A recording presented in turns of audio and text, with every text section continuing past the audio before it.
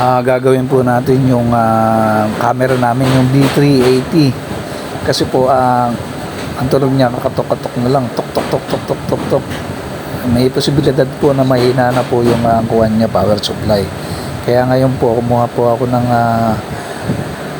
charger ng cellphone para siya yung maging power supply. Hinahanap ko po ngayon ang kuwan niya, positive at negative. Ngayon pag nahanap ko na yan, idudugtong ko na lang sa positive at negative ng camera para gumana siya. Ayan, kasalukuyan ko pong hinahanap yan.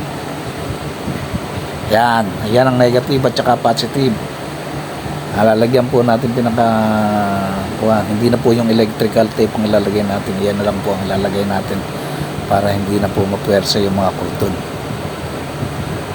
Ayan. Kasalukuyan ko pong hinihinang yan. Ayan o, tumutunog na o. Ayan o.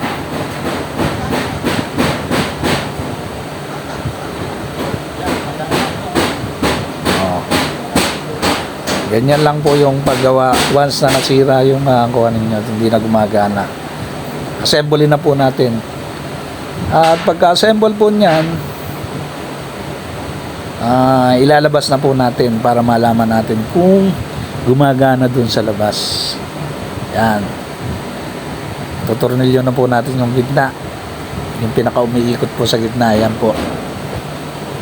At pagka tutornilyo na po natin yan, ayan, may natitira po tatlong tornilyo sa labas. Yan po ang pinaka-finish niyan. Basta na-tornilyo na po natin yan, pwede na po natin install doon sa labas.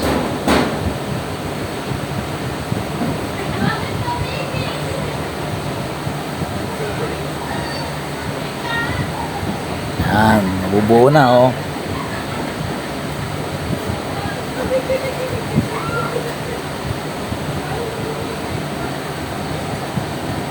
Yan, labas na po natin. Yan, pindutin po natin. O, ayan po. Gumagana na siya.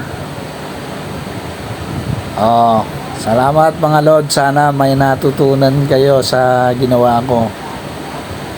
Salamat sa panonood at pagtsatsaga sa aking